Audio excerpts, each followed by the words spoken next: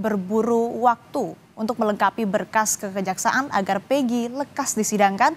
Kami akan bahas di Breaking News Kompas TV bersama dengan pakar hukum pidana Universitas Pelita Harapan, Profesor Jamin Ginting yang sudah bergabung bersama kami di studio Kompas TV. Selamat pagi Prof Jamin. Selamat pagi Mbak Asri. Prof, ini kan tadi kita lihat juga ada kehadiran dari... sebelum kita melanjutkan dialog, kita akan menyaksikan terlebih dahulu informasi terkini dari Polda Jawa Barat. Sudah menanti. Ini pada hari ini kami dari tim kuasa hukum dari Polda Jawa Barat, tentunya sesuai dengan undangan dari pengadilan, kita dengan tim jumlah sekitar 15.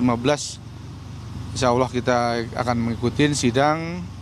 Dan nanti silahkan nanti rekan-rekan media apabila ini mungkin kegiatannya live bisa nanti disimak. Untuk hal-hal yang lain mungkin tidak perlu kami sampaikan di sini karena ini menyangkut nanti materi-materi yang di persidangan.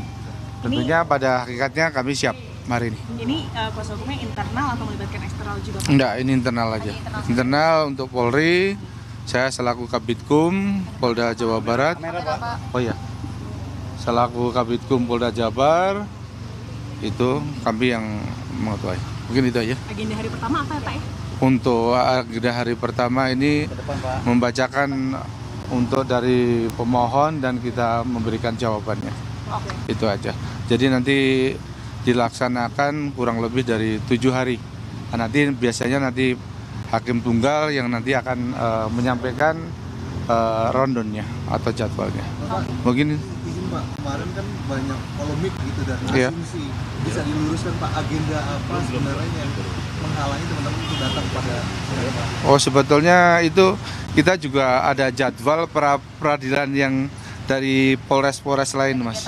Ada kegiatan yang sama dengan pengadilan seperti di Jakarta Selatan, kita juga mewakili dari Polres Sukabumi ada gugatan pra-peradilan, kemudian dari Indramayu, ya kan? Dari Indramayu juga ada, kemudian dari Subang, itu yang Subang juga ada pra-peradilan terkait dengan kecelakaan yang mengakibatkan 12 korban, yang kalau salah 10 korban.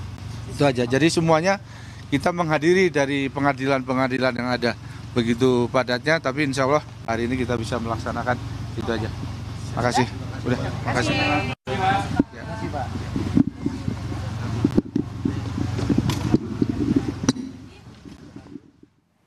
Itu tadi pernyataan dari Kabitkum Polda Jawa Barat, di mana tadi disebutkan bahwa ada 15 tim kuasa hukum Polda Jawa Barat yang hadir dalam sidang pra-peradilan Peggy Setiawan. Dan kita masih menantikan jalannya persidangan pra-peradilan Peggy Setiawan yang rencananya akan digelar pukul 9 pagi di Pengadilan Negeri Bandung, Jawa Barat hari ini.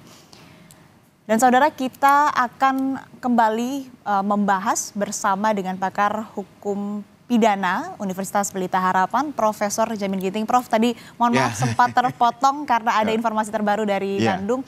Prof, ini kan sudah hadir dari tim kuasa hukum Polda Jabar. Kemudian juga dari pihak Peggy Setiawan, tim kuasa hukumnya ini bilang sudah menyiapkan sejumlah saksi, bukti, dan juga fakta begitu. Lalu sebetulnya apa Prof yang bisa mengabulkan gugatan dari Peggy Setiawan untuk kemudian menggagalkan statusnya sebagai tersangka? Ya, jadi ini namanya proses pra-peradilan. Dalam proses pra-peradilan yang diatur dalam KUHP pasal 77 itu dan juga putusan MK 21 adalah menyatakan adanya pembatalan terhadap penetapan tersangka, penyitaan, SP3, ya, surat pemberhentian penyidikan dan penyidikan. Itu bisa dilakukan. Nah, untuk supaya yang diperiksa ini adalah prosedurnya. Jadi ada prosedur yang salah dalam penyidik dalam menetapkan seseorang sebagai tersangka. Prosedur itu apa? Prosedur itu contohnya dalam menetapkan tersangka dia perlu 2 alat bukti, sebagaimana dimaksud dalam pasal 184. Ternyata 2 alat bukti yang ditetapkan untuk menetapkan tersangka tersebut tidak mempunyai validitas. Artinya apa? Artinya tidak secara jumlah nggak cukup. Ya, jadi secara jumlah nggak cukup, tetapi juga selain itu secara kualitas buktinya juga nggak cukup. Contohnya, dia ingin membuktikan bahwanya barang siapa. Benar nggak ini Peggy Setiawan sebagai pelaku yang menurut mereka sama dengan Peggy Peron yang diputuskan dalam putusan Mahkamah Agung. Lalu ditunjukkanlah apa?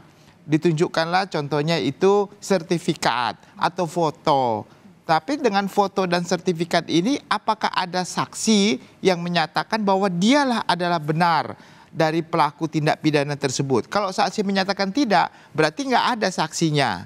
Lalu kedua surat. Apa surat? Contohnya kalau dia Peggy Peron yang sebenarnya yang disebutkan sebagai pelaku, apakah ada scientific evidence yang menunjukkan bahwa, mohon maaf ya, waktu dilakukan pemerkosaan itu ada sperma yang bisa sama dengan sperma milik Peggy Setiawan sekarang. Itu namanya scientific evidence. Dan menunjukkan bahwa DNA-nya, DNA dari Peggy Peron dengan DNA-nya yang sperma itu sama dengan Setiawan sekarang. Nah, kalau Peggy Setiawan DNA-nya tidak sama dengan apa yang di scientific evidence, ini tidak bisa dijadikan sebagai dia pelaku. Berarti bukan dia orangnya, salah orang. Jadi kenapa saya katakan scientific crime investigation itu sangat penting dalam kasus pembunuhan. Jadi dia harus tentukan, karena kan dikatakan Vina ini kan diperkosa. Kan begitu kan, ada berdasarkan hasil ekshumasi ya, 10 hari setelah kejadian baru ketemukan ada sperma. Benar enggak?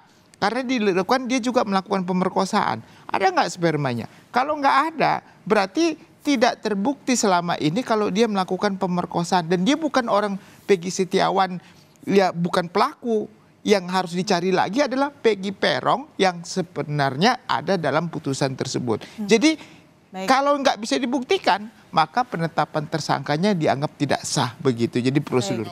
Baik, Prof, kita jeda sejenak, ini kita akan menyaksikan pernyataan terkini dari kuasa hukum di Pengadilan Negeri Bandung. Belum. Agendanya belum. Ahli pasti kami akan ajukan, pasti. Kami pastikan itu. Kira-kira seperti itu ya. Oke. Oke. Thank you. Clear ya. Makasih. Oke. Masih Siapa? Iya makanya. Udah dari minggu lalu. Semua iya makanya.